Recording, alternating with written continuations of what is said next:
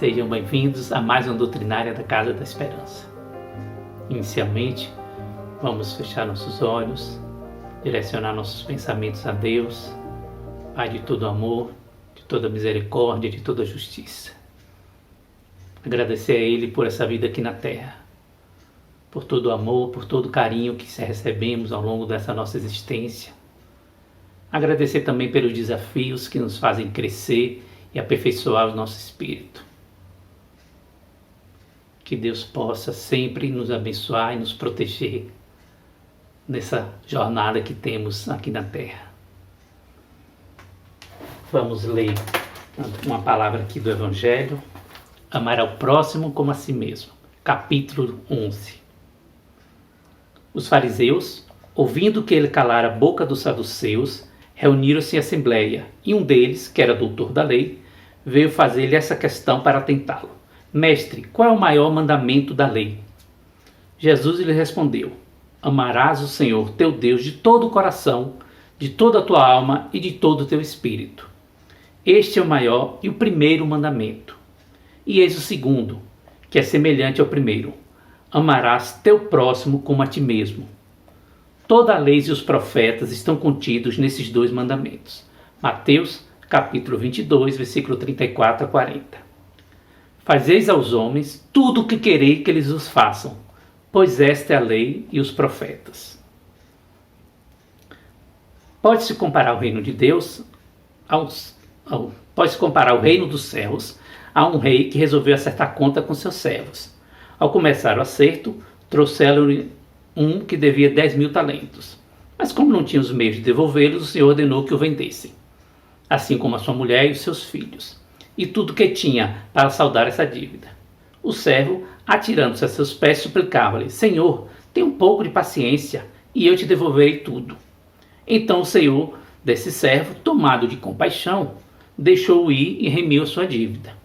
Mas nem bem sair o servo, e encontrando um seu companheiro que lhe devia 100 denários, tomou pela garganta e, quase o sufocando, dizia: devolve-me o que me deves. E seu companheiro, atirando-se a seus pés, suplicou-lhe: tem um pouco de paciência e eu te devolverei tudo. Mas ele não quis escutá-lo, e se foi e fez com que o colocassem na prisão, para ali mantê-lo até que restituíssem o que lhe devia. Os outros servos, seus companheiros, vendo o que se passava, ficaram extremamente aflitos e avisaram seu senhor de tudo o que tinha acontecido. Então o senhor mandou chamar o homem e lhe disse: mau servo, eu te tinha remido tudo que me devias porque me pediste. Não era preciso, pois, que também tivesse piedade do teu companheiro, como eu me apiedara de ti? E o Senhor, encolerizando-se, entregou-o na mão dos carrascos até que ele pagasse tudo o que devia. É assim que meu Pai que está no céu tratava-vos-á, se cada um de vós não perdoar do fundo de seu coração ao seu irmão pelas faltas que tiver cometido contra vós.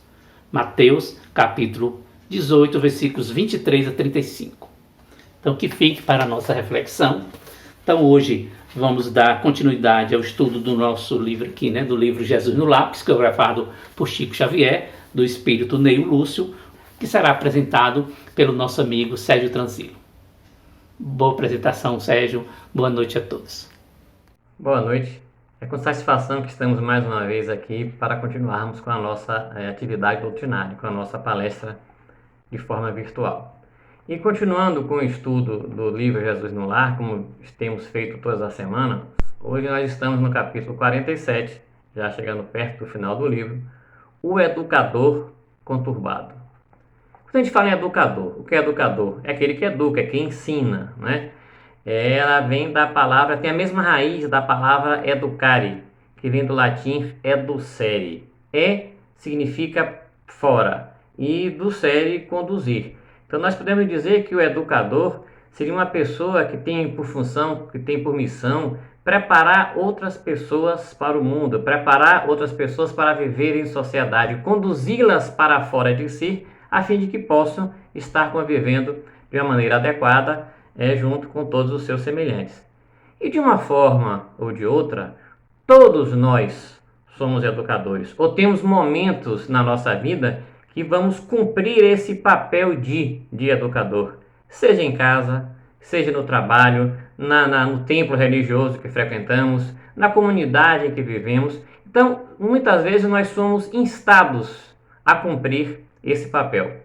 Educador conturbado. E conturbado é o quê? Conturbado é quem não possui tranquilidade, perturbado, agitado, alvoroçado, enfim. Se a gente for analisar essas duas palavras, vamos perceber que, na realidade, elas não se combinam. Não é efetivamente para que a gente possa cumprir um papel de educador verdadeiramente, a gente não pode ter essas características de perturbação, de agitação ou algo dessa natureza. Mas vamos entender qual é a mensagem que nos é trazida por Neio Lúcio nesse capítulo do livro. E ele começa o texto assim: comentava André, o apóstolo prestativo, as dificuldades para afeiçoar-se às verdades novas, quando Jesus narrou para a edificação de todos. Eu vou já começar fazendo uma reflexão aqui, né, para mostrar a importância, o significado da Boa Nova, da mensagem do Cristo, da mensagem do Evangelho em nossa vida. Qual é o verdadeiro significado? O que é que nós precisamos efetivamente perceber nessa mensagem que Jesus nos traz? E vou trazer aqui uma ideia que foi colocada certa vez por um estudioso desse tema, que apresenta detalhadamente algumas avaliações dos capítulos desse livro, e ele nos alertava para uma palavra que tem nesse início, né? Ele nos alerta para uma palavra que tem nesse início, né? Observe que Neio Lúcio começa dizendo assim: André tinha dificuldade para afeiçoar-se às verdades novas ou às mensagens de Jesus. A dificuldade dele não era compreender, porque não é difícil nós compreendermos a mensagem do Evangelho. Basta nós utilizarmos a razão. Todos nós temos capacidade intelectual para isso, para ler o texto do Evangelho e entender o significado daquela mensagem. Mas isso é insuficiente. Nós precisamos, de fato, mais do que entender o significado teórico que essa mensagem nos traz. E aí Neio Lúcio alerta exatamente para isso. Era preciso afeiçoar-se. A dificuldade de André era afeiçoar-se, era mais do que compreender. Ele tinha dificuldade de trazer para dentro de si, internalizar, trazer para o seu coração, para a sua prática, para o seu comportamento, enfim, de fato, vivenciar aquela mensagem que lhe era apresentada pelo Cristo. Então a gente compreende, a gente entende racionalmente, mas temos mais dificuldade de internalizar, de afeiçoar-se verdadeiramente nessa aceitação interna verdadeiramente da mensagem do Cristo. Eu posso compreender perfeitamente, como eu já coloquei anteriormente, nós temos a capacidade de recitar todos os textos do Evangelho, assim como faziam os doutores da lei à época de Jesus. Mas ainda vai ficar faltando alguma coisa. Então, afeiçoar-se à mensagem do Cristo, internalizar a mensagem do Cristo, essa que deve ser verdadeiramente a nossa busca constante. E o Cristo, então, vai começar, como sempre, a sua história nesse capítulo. E ele diz assim: um homem singularmente forte, que se especializara em variados serviços de reparação e reajustamento, foi convidado por um anjo a consertar um aleijado que aspirava ao ingresso no paraíso e aceitou a tarefa. Então era um indivíduo forte e que tinha essa capacidade, ou tinha essa função de consertar enfermos. Talvez não tanto enfermos do corpo, mas sobretudo enfermos da alma. Continua. Avizinhou-se do enfermo, de martelo em punho, e, não obstante os gritos e lágrimas que a sua obra arrancava do infeliz, aprimorando dia a dia, cumpriu o prometido. Então ele usou o martelo para consertar o outro, para consertar aquele que lhe foi conduzido. Ele imprimiu dor, sofrimento na outra pessoa. E ele não se incomodava com os gemidos, aquilo não o incomodava. As lágrimas e o sofrimento do outro, para ele não fazia diferente. Ele era brusco na realização da sua tarefa. Se a gente for analisar, talvez até ele não tivesse uma intenção ruim. Ele apenas estava sendo equivocado na forma como ele agia, na maneira como ele queria buscar alcançar os seus objetivos. Ele queria ajudar, né? E observe que muitas vezes a gente age assim: eu estou só lhe ajudando, mas de que maneira a gente está ajudando o outro? Será que essa forma que a gente utiliza de ajudar não está agredindo, não está machucando, não está trazendo algum tipo de prejuízo para o nosso irmão? Porque ele também só queria ajudar, né? E observe que ele conseguiu o resultado, o aleijado se curou. O texto diz claramente, né? Cumpriu o prometido. Então, a cura foi alcançada. E às vezes é assim que nós agimos. Nós queremos que as pessoas aprendam na marra, aprendam de qualquer jeito, como pais, como educadores, como companheiros no dia a dia da nossa vida. A gente quer forçar o outro a aprender de qualquer forma, independente do seu sofrimento, né? E agora, como deu resultado pela história, o mensageiro estava satisfeito. O mensageiro divino, a princípio, estava satisfeito. Tanto é que continuou levando outros doentes para que ele pudesse curar. E a história vai continuar, né? O mensageiro, então, levou uma velha coxa que desejava ardentemente a entrada na corte celeste. O trabalhador, então, indiferente dos gemidos da anciã, impôs-lhe a disciplina curativa, colocando-a em condições de subir às esferas sublimes. Então, mais uma vez, deu certo. Ele está continuando com o trabalho. Ele está atendendo plenamente aquilo que o anjo estava lhe colocando como função, como missão, né? E aí ele vai continuar o seu trabalho. Levou agora um homem chagado e aflito, que anelava a beatitude. O consertador não hesitou, inacessível aos petitórios do infortunado, queimou-lhe as úlceras, pondo em posição de elevar-se. Depois ele recebe um jovem perdido em maus costumes. Tomou o rapaz à sua conta e deu-lhe trabalho e contenção. Em breve tempo, a tarefa se fazia completa. Então, todos aqueles doentes que eram levados pelo anjo até o encontro daquele indivíduo, daquele especialista, desejavam a cura. Como eu já disse, mais do que a cura do corpo. Eles desejavam, na realidade, a elevação aos céus. Eles queriam, de alguma forma, buscar a sua transformação. Se a gente for relembrar, né, esse texto da história que a gente já colocou, as pessoas que foram levadas para serem consertadas, a gente começa, tem um aleijado que queria o ingresso no paraíso, tinha uma velha coxa que queria entrada na corte celeste, tinha um homem chagado que almejava a beatitude, e por aí vai. Então, todos eles queriam, de alguma forma, se elevar, se transformar. E todos conseguiram o objetivo, todos conseguiram alcançar esse reino do céu, subir as esferas celestes. Por isso, a história vai continuar dizendo que o emissário divino continuou pedindo a colaboração daquele servidor, daquele homem, em diversos casos complexos de reestruturação física e moral. Então, mas o que é que a gente observa nessa forma como ele estava trabalhando? As pessoas estavam envoltas em seus problemas, em suas dificuldades, queriam a transformação da alma, queriam essa evolução. E o que é que o indivíduo faz? Pediram a cura espiritual. E o que é que aquele indivíduo faz? Dá a todos eles a dor. Utiliza o seu martelo, como é colocado na história, e os faz sofrer de alguma forma. Deu resultado? Sim. Mas era necessário impor todo aquele sofrimento àquelas pessoas? Será que essa seria a melhor maneira dele conduzi-las à transformação, né? Aquele homem forte, aquele especialista, talvez entendesse naquela oportunidade que os fins justificam os meios, né? Ele queria transformar, conseguiu, para curar, não importa como, não interessa a sua capacidade, eu vou agir da minha maneira desde que você consiga alcançar esses objetivos. Quando na realidade a vida não é bem assim, né? Aí eu poderia dizer, você precisa de uma cirurgia, vamos fazer sem anestesia.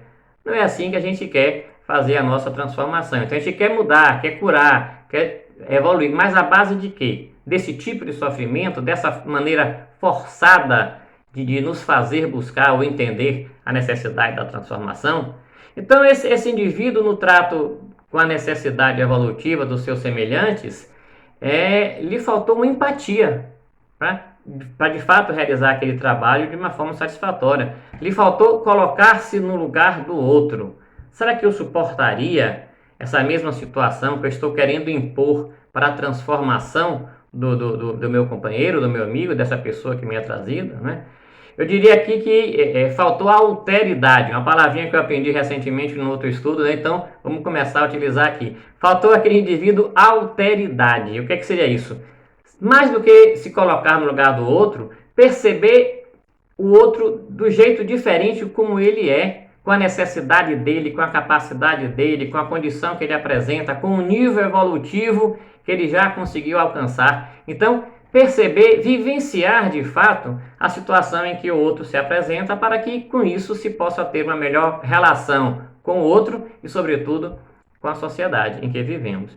Mas nem sempre a gente age assim quando nós somos colocados na condição de educadores, né? Como é que a gente age quando nós somos chamados para exercer essa função de educador? Qual é o nosso comportamento, o nosso objetivo? Quais são as nossas atitudes verdadeiramente? Esse mesmo palestrante que eu citei no início, que fez o comentário do início do texto, ele é um professor, né, professor de física. Eu até, de certa forma, me vi um pouquinho na situação dele. E ele nos levou também a uma outra reflexão, falando sobre sua atividade profissional. E apesar de eu estar colocando aqui como atividade profissional, eu acho que isso vale para qualquer situação em que a gente exerça essa função de educador, de transformador, de querer ensinar a alguém alguma coisa. E ele nos colocava assim: olha, eu vou dar uma aula, vou exercer o meu papel de educador. Qual é a minha atitude? Como é que eu me posto para dar a aula para aquele aluno? Eu vou mostrar ao aluno que eu sei, que eu sou conhecedor de todo o assunto, que eu sei muito mais do que ele. Eu sou professor de estruturas, eu vou mostrar aos meus alunos que eu domino completamente o assunto que eu estou transmitindo para eles. Eles podem até aprender se eu tiver uma atitude dessa, mas não é esse o meu objetivo, né? Me mostrar conhecedor do assunto, me mostrar superior, porque vai faltar a tal da empatia na relação com esse meu semelhante. O que eu preciso fazer nessa condição de professor, nessa condição de educador, é fazer o outro perceber a necessidade do aprendizado, a importância daquele assunto que eu vou passar para ele, para que ele possa se envolver no aprendizado e eu também me envolver com esse crescimento e com esse aprendizado dele. E aí o objetivo vai ser alcançado de uma maneira muito mais fácil, transformar-se. Aí ele vai não só aprender, mas ele vai, sobretudo, transformar-se, porque ele não vai ficar só no conhecimento teórico.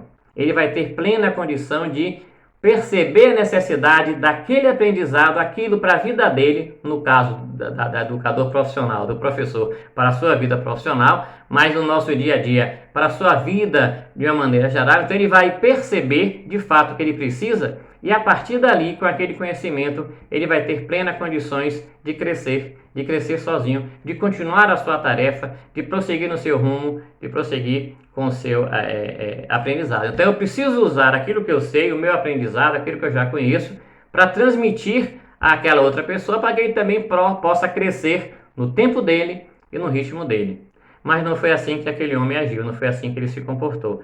Ele era especializado no serviço de transformar, de consertar, mas não se importava com a condição em que ele estava levando esse conserto ou esse aprendizado para o outro. Ele focou nos resultados, sem se preocupar com os meios que ele estava utilizando para alcançar esses resultados, sem se preocupar com a receptividade do outro. E nesse sentido, todos sofreram, se transformaram, mas de uma maneira muito brusca, de uma maneira muito dolorosa, e que talvez não fosse necessário ser dessa maneira. Mas, continua a história, né? Um dia, e aí continua Neio Lúcio, um dia o emérito educador, entediado da existência imperfeita na terra, implorou ao administrador Angélico, aquele emissário que estava levando as pessoas para ele consertar, implorou ao administrador Angélico a necessária permissão para seguir em companhia dele na direção do céu. Então ele também ansiava, ele também tinha aquele mesmo desejo, né? Igual aos seus clientes de outrora, ele também queria acessar as esferas celestes. O embaixador sublime revisou minuciosamente e informou que também ele devia preparar-se com vistas ao grande cometimento, né? Todos que foram levados a ele tinham um defeito e ele tinha que consertar para que pudessem alcançar as esferas superiores. E o anjo, então, quando o examina, mostra que ele também tem coisas para fazer para que ele possa alcançar os seus objetivos. Mostrou-lhe os pés irregulares, os braços deficientes e os olhos defeituosos e rogou dessa vez reajustasse ele a si mesmo a fim de elevar-se, a fim de alcançar o que ele queria. Aí pegou, né? E a coisa mudou um pouquinho. Ele também tinha defeitos. Talvez os mesmos defeitos que ele consertara nos outros, ele também possuía. Ele precisava transformar, consertar tudo isso para que pudesse alcançar também esse reino do céu, né? Ele tinha que educar-se. E, teoricamente, seria uma coisa fácil. Afinal de contas, ele consertou todo mundo. Ele ajeitou todo mundo, fez com que todas as pessoas que foram levadas a ele tivessem a capacidade de ir para o reino dos céus. Então, teoricamente seria fácil, né? Ele teria ali apenas uma oportunidade de praticar essa autotransformação. O disciplinador começou a obra de autoaprimoramento, esperançoso e otimista. Entretanto, o seu antigo martelo, que feria agora tão rudemente a própria carne,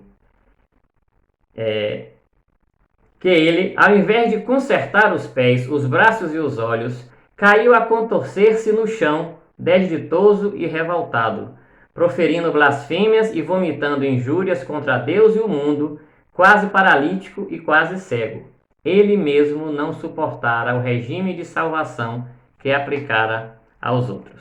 Então agora chegou a hora dele aplicar o martelo nele mesmo, né? Aí a coisa foi um pouquinho diferente. Ele tentou ser rígido do mesmo jeito, mas ele não suportou.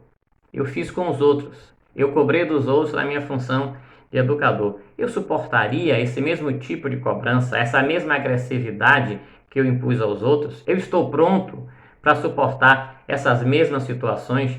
Porque é fácil observar os defeitos dos outros e querer ajudar, se colocar no direito ou na posição de transformar o outro, impor uma transformação ao outro na marra, dentro dos nossos conhecimentos, dentro daquilo que a gente acha que é o correto. Você vai sofrer, mas vai se transformar. O problema é seu, suporta aí, tá? Eu quero alcançar meus objetivos. Então é fácil consertar os outros, é fácil ser educador alheio. Eu já ouvi alguns colegas, infelizmente, de profissão dizerem assim: o aluno não aprende porque não quer. Será que efetivamente é assim que acontece? Porque, repito, é fácil ser o educador alheio. O difícil é nós sermos educados. E sermos educados com as mesmas características. Eu dizia, por exemplo, é muito fácil fazer uma palestra, né? Chegar aqui e dar uma série de conselhos para todo mundo. Eu costumo sempre dizer que, na realidade, eu estou fazendo essa palestra para mim mesmo, ou todas as palestras a gente faz para si mesmo, para que a gente possa efetivamente aprender e também construir uma condição melhor para a nossa vida. Afinal de contas, é muito fácil ensinar o perdão. Eu podia passar aqui 1h30 falando sobre o perdão. Difícil é perdoar. É muito fácil falar sobre o amor. Difícil é efetivamente amar, né? Difícil é a gente se submeter aos mesmos martelos que a gente quer impor aos outros. Então, a gente poderia refletir dentro dessas questões. Quando eu estou exercendo essa função, quando eu quero transformar o outro, quando eu quero ensinar alguma coisa ao outro, como é que eu aprendo com aquilo que eu ensino? Eu apenas cobro o outro? Ou trago também para mim, para eu perceber essa necessidade da minha transformação e do meu aprendizado? Mas o problema é que nós, nessa função, ainda somos, de fato, educadores conturbados, né? Na medida em que é educador perfeito, só Jesus. Então, aquele indivíduo não percebeu a sua necessidade de aprendizado, a sua necessidade de transformação. Naquele anseio de consertar os outros, ele não percebeu que tinha defeitos, e defeitos iguais. Faltou a ele o autoconhecimento. E aí a gente vai lembrar do Livro dos Espíritos na questão 919. Qual o meio mais prático e mais eficaz de se melhorar nessa vida?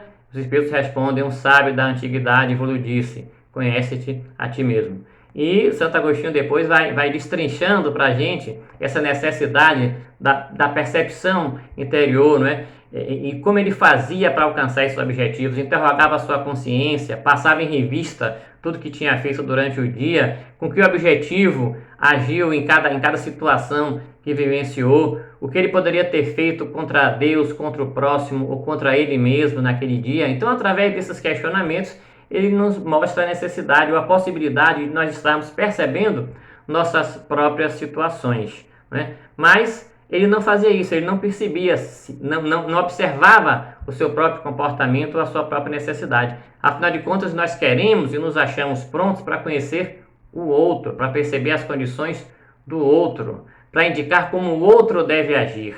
E nem sempre olhamos para dentro de nós mesmos, né? Como nos lembra o Evangelho, nós percebemos a trave no olho do nosso irmão, mas não vemos o argueiro em nosso olho.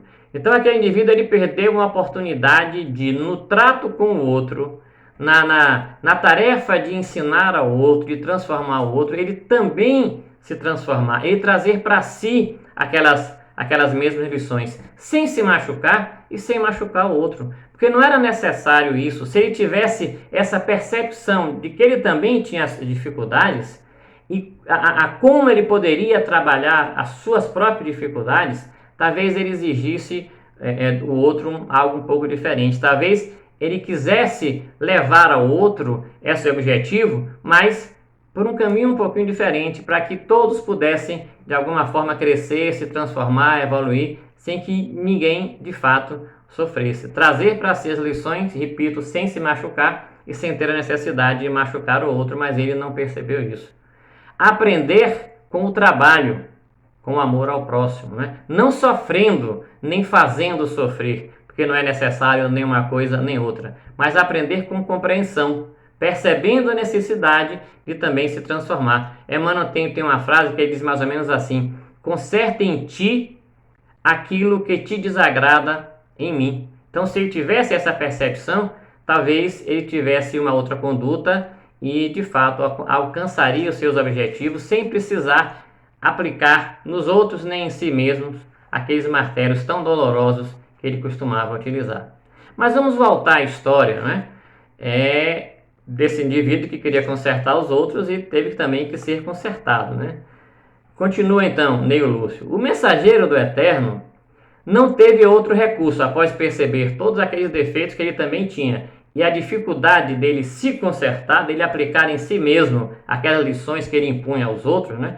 O mensageiro do Eterno não teve outro recurso senão confiá-lo a outros educadores, para que o reajustamento necessário se fizesse com o mesmo rigor salutar que funcionava para os outros, a fim de que o notável consertador se aperfeiçoasse convenientemente para então ingressar no paraíso. Ele também precisava se transformar, né?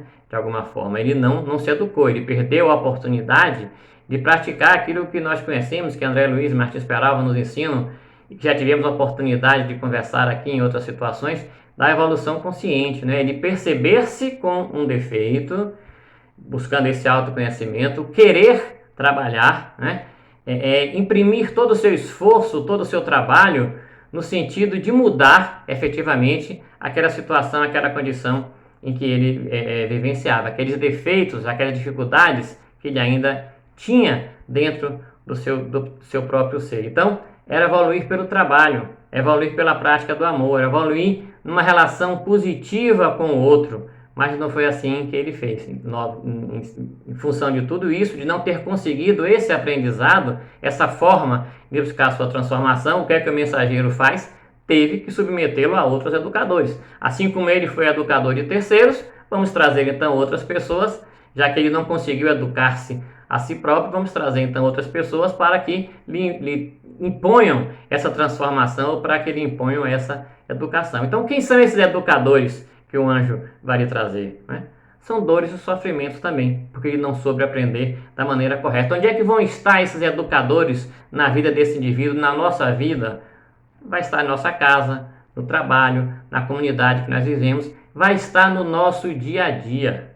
Vão ser os mesmos martelos que nós queremos impor aos outros, que vão estar agindo em nós por outras mãos, com a mesma rigidez, né? Mas se ele tivesse aproveitado aquela oportunidade, certamente não precisaria dessa dor, desse sofrimento e dessa rigidez. Vamos lembrar que Chico Xavier tinha uma frase que ele colocava mais ou menos assim, que a gente pode evoluir através de 3 líquidos: sangue, lágrima e suor, né? Ele estava evoluindo ali com o sangue e com a lágrima, o mesmo sangue e lágrima que ele queria arrancar dos outros para que os outros crescessem. Faltou a ele querer evoluir pelo trabalho, né? Diminuir as lágrimas para poder aumentar o suor. Trabalhar efetivamente em favor dos outros, trabalho, aceitação, evolução consciente, prática do amor. Então tudo isso foi o que faltou para que de fato ele pudesse também ter buscado a sua transformação. Saber agir com os outros para que a vida soubesse agir com ele também. Perceber a necessidade dos outros na transformação, na busca do seu crescimento, da sua evolução, para que a vida também pudesse trazer isso para ele. E Jesus conclui a história dizendo assim: usemos de paciência e amor em todas as obras de corrigenda e aprendamos a suportar as medidas com que buscamos melhorar a posição daqueles que nos cercam. Vou repetir: aprendamos a suportar as medidas que buscamos para os outros, né? Que buscamos para melhorar a posição daqueles que nos cercam. porque cada espírito chega sempre um momento em que deve ser burilado com eficiência e segurança para a luz divina. Então, paciência e amor na realização do nosso trabalho. Os verdadeiros instrumentos do educador não conturbado. Então, não o martelo. Trocar o martelo pela paciência e pelo amor. Perceber a missão de educador que todos nós temos, mas, sobretudo, nessa função, que a gente possa também perceber a necessidade do outro, a sua capacidade de aprender, os seus limites, os seus níveis, as suas reais possibilidades, né? O seu momento evolutivo, que, como diz o Cristo no final, cada um tem o nosso momento, tem o seu momento, evolutivo. Cada um tem um momento de buscar e de fazer valer essa transformação, esse aprendizado, esse crescimento interior. Mas uma coisa também tem que ficar clara aqui, quando eu digo que cada um tem o seu momento, não significa uma acomodação, não é esperar, é fazer acontecer esse momento, é perceber as lições do Cristo e trazer efetivamente para fazer acontecer essa transformação agora. Não é esperar para outra oportunidade, não é esperar para uma próxima encarnação, é esse o momento, é essa hora que nós precisamos buscar e fazer essa transformação. Lembrar aqui o que já dizia um antigo poeta, né? Quem sabe faz a hora, não espera acontecer. Então precisamos fazer efetivamente essa transformação agora, a partir de todo esse aprendizado que nos é disponibilizado pelo Evangelho, pela doutrina, enfim, por todos os ensinamentos que o Cristo nos deixou. Então, dessa forma, nós estaremos efetivamente, agindo assim, estaremos efetivamente mais do que compreendendo as lições de Jesus. Mais do que percebendo a sua lógica racional apenas, né? Nós vamos estar, de fato, internalizando esses ensinos. Nós vamos estar nos afeiçoando, voltando ao início da mensagem. Com essa atitude, nós vamos estar, de fato, nos afeiçoando à mensagem do Evangelho, internalizando e nos transformando no dia a dia em verdadeiros educadores pela prática e pelo exemplo, tal como Jesus fez. Assim, estaremos aproveitando não só para uma perfeita relação com o próximo, não só com uma perfeita relação para o outro, mostrando-lhe a necessidade de crescimento, mas, sobretudo, aplicando em nós mesmos, trazendo para cada um de nós essa necessidade, essa possibilidade, sobretudo, de fazermos também, de buscarmos também a nossa autotransformação através do trabalho, através do amor e através da paciência, como nos ensinou Jesus. Que possamos fazer essa ligação com o Evangelho do Cristo, com muito amor em nossos corações. Obrigado e muita paz para todos. Agradecemos a Sérgio pela excelente apresentação. Agradecemos também a Deus por essa oportunidade de estarmos juntos, aprendendo o Evangelho, aprendendo palavras que devem servir para guiar a nossa vida, para nos aproximar ainda mais de Deus e também do nosso próximo. Agradecemos a Deus pela vida e por todas as oportunidades que temos de fazer com que ela seja produtiva em prol do nosso próximo, através de amor, da caridade. Deus, obrigado por tudo que tem nos dado. Agradeço a todos vocês por estarem conosco nesse momento e vamos pedir agora aos nossos amigos passistas que possam fazer o nosso passe coletivo e abençoar todos nós que estamos nesse momento aqui no planeta, passando por mais uma fase da nossa evolução espiritual. Boa noite a todos. Como estiveres agora, nosso bom Deus te guarde. Como estiveres pensando, nosso bom Deus te use. Onde te encontres na vida, que Deus te ilumine. Com quem esteja seguindo, nosso Senhor te guie. No que fizeres tu, peço ao bom Deus que possa te amar.